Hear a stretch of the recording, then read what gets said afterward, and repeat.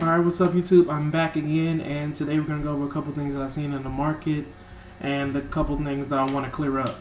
So today I started my day off by going to class, and after class and between class I decided to trade SXE. And as you notice, I guess you could say my timing was perfect, but as you noticed, it hit a dip around where I drew the gold line, and as you see, the RSI was letting me know that it's oversold and it's getting ready to bounce. So what I did was, I got situated and put in my order for, X many shares. And once I put in my order, I seen that the stock price was, going back oversold, and that's not something that you want to see. So when you buy these stocks, you want to make sure that the RSI is going straight positive or getting out of the blue, and you want to make sure that those things are going up. Now, somewhere between, I got lost and sold way too early for a loss.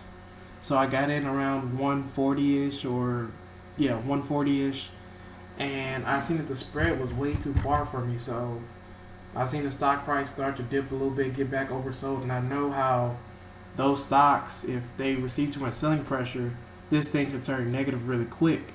So within 15 minutes of me selling, the stock price started to tick up, and I was a little mad at myself. But small loss. You're gonna incur those once you start playing these stocks, and hopefully tomorrow will be a better day. This is Monday.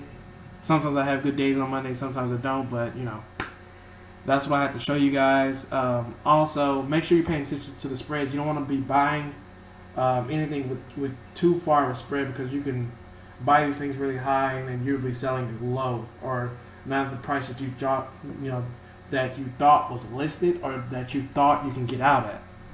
So this is another stock that I played the other day. This is NBY, and I basically just bought off of the. I'm getting Blackboard notifications, but I bought when it was overbought, or somewhere in between when it's overbought. So I got in 315-ish, started putting in my orders 315-ish, 317-ish, and rode it all the way up to 330. But I didn't, ride it all the way to 370. I didn't, I wasn't patient. I wasn't that patient enough to keep riding the overbought levels. But as you see, it rolled up another 40 cents. And I guess you can say when you're patient, or being patient, can really pay off. But it's just way too risky. Once you see those spreads, as you see, I highlight the spreads, you can see how far apart those are. Once you see those spreads, and once you see that you're starting to get some gains, let me take some money out. And that's the whole point of this. Once you start gaining money, I want you to dump that stock and get rid of it and not even think about it, unless it's setting up another opportunity for you to do the same thing again. If it's, stagnant, not moving, or moving 1 to 2 cents, if it's not below 10 cents, if it's not below 10 cents and it's moving 1 to 2 cents, there's no point of having it. You want to make sure that you're getting high volatility, and also you want to make sure that you're limiting your risk in that volatility. You don't want to be going down with 20% losses or 10% losses. You want to make sure that your risk is very limited. So as you see, the spread here is very, very wide. So make sure you're not doing that. To the right, that's the price you can buy, and to the left, that's the price you can sell. And you see, it's very misleading. So this is something that I want to clarify or clear up.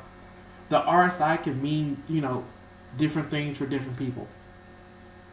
And as you see, the RSI was letting me know that at certain points of the week, this stock was oversold, but somehow it continued to tick up. But as you see, those dips was letting me know that the stock was oversold. And as you see at the top, I adjusted the time, so that lets me know that weekly buyers and weekly sellers are even or uneven, or getting ready to sell their stock, or getting ready to buy more, or it's just letting you know a lot of things. So you have to be very careful the time period that you adjust your chart to, because they'll let you know a lot. Because if you put this on a daily, or as you see, I have it at 5 minutes. If I put it at 1 minute, so it's just 1 minute, and it's just tracking what it's doing, today, it'll probably read that the stock is, 50. The RSI will probably be 50, but as you see, the RSI is just above 50, I guess, and pretty much what you're looking at is a clean uptrend or upward trend chart.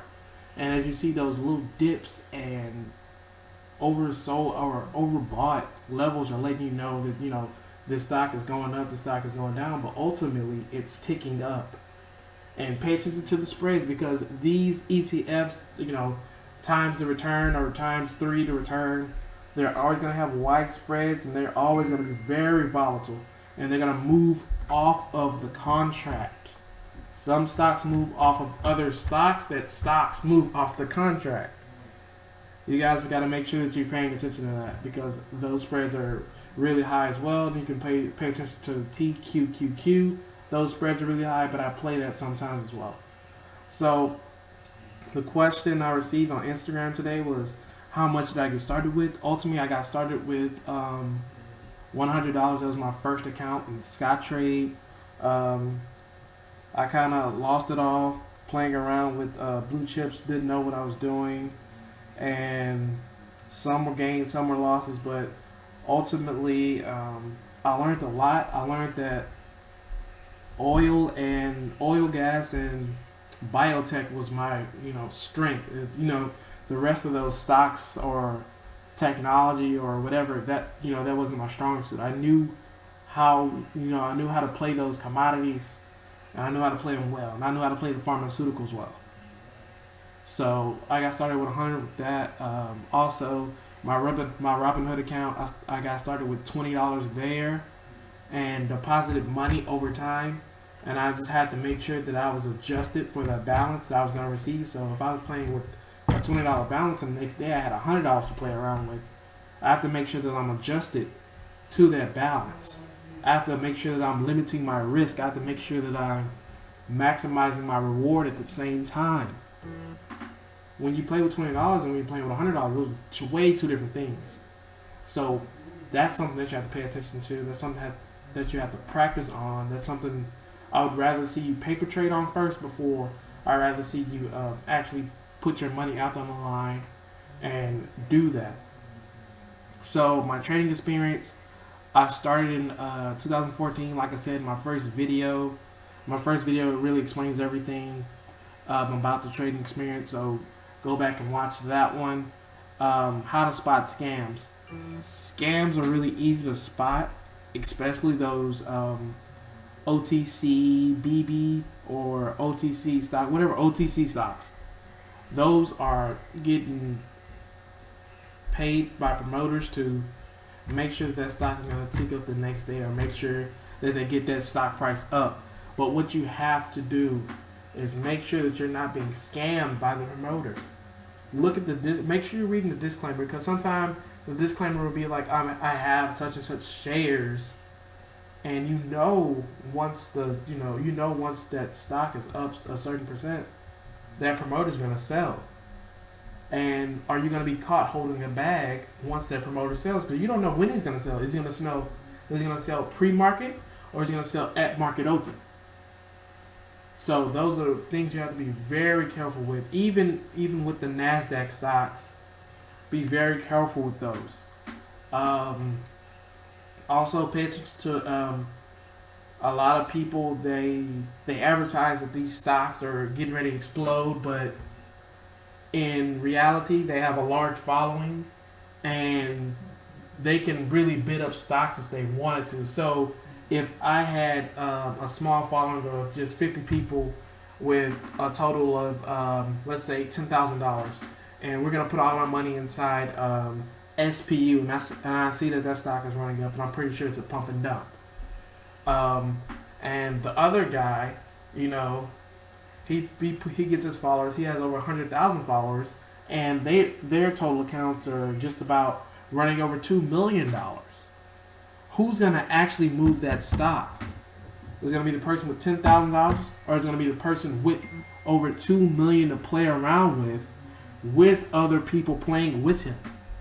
So that's something that you have to pay attention to, because a lot of the times these people are getting ready to pump this stock up, and after they pump the stock up, they're going to short you out of the stock, and they're going to make sure that they maximize their gains, and you're going to be left with nothing. You're going to be left with a broken account, I guess.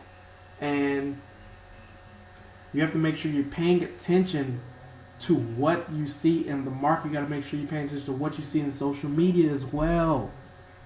A lot of the promoters that you guys follow might follow the head scammer and be pumping up stocks for that head scammer.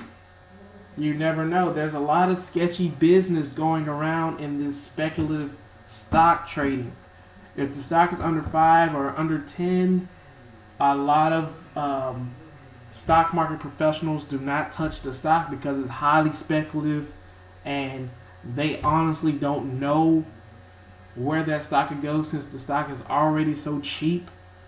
They don't even look at it. They don't even waste their time with it.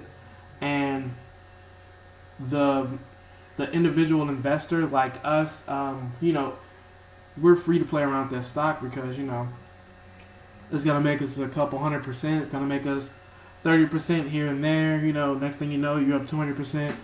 But ultimately, those fund managers, they have to answer to shareholders. They're playing with other people's money. A lot of people don't even like the concept of playing a penny stock. And honestly, a penny stock is anything less than $10. There is no OTC that, that's a penny stock. No. Honestly, it's anything below 5 or 10. That's a true penny stock, honestly. And a lot of people are getting confused with if that stock is an actual credible company, or if that stock is just a pump and dump. If that stock's up 50%, no matter what, you better ring the register.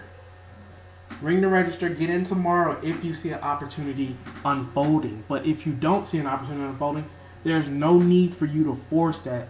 There's no need for you to wait 3 weeks for another move. There's no need for you to wait 3 days for a move. If the opportunity presents itself, it's going to present itself to you. It's not going to take 3 days for the opportunity to present itself. I can guarantee you that right now.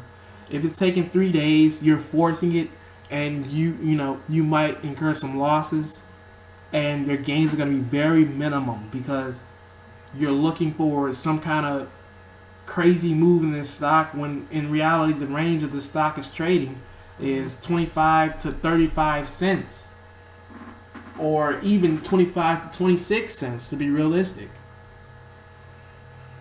1 cent moves in 3 weeks, and you're still saying that this stock could explode, or you're still saying that this stock is getting ready to be bought out. You have to be real and just drop the stock, man. Drop it, play something else. There's way too many plays for you to be playing stocks that barely move in the market. Stocks that hardly move, stocks that aren't even volatile, and it's a penny stock, which doesn't make sense. But make sure you guys are studying. I'm going to have a next video of chart analysis showing you guys how to, use the lines, use the price levels, use everything to your advantage. And that should be coming out Friday. I'm not sure because I have some quizzes. So whenever I get done with my quizzes, I'll make sure to upload those for you guys. But make sure you're still studying these videos. They're very helpful for you guys, and I promise you, if you put $100 in your account, watch these videos, whenever you want to start trading, you're going to gain some money. I can guarantee that. And that's it, guys. See you later. Pay attention to the next video, because this one will be the biggest one. Bye.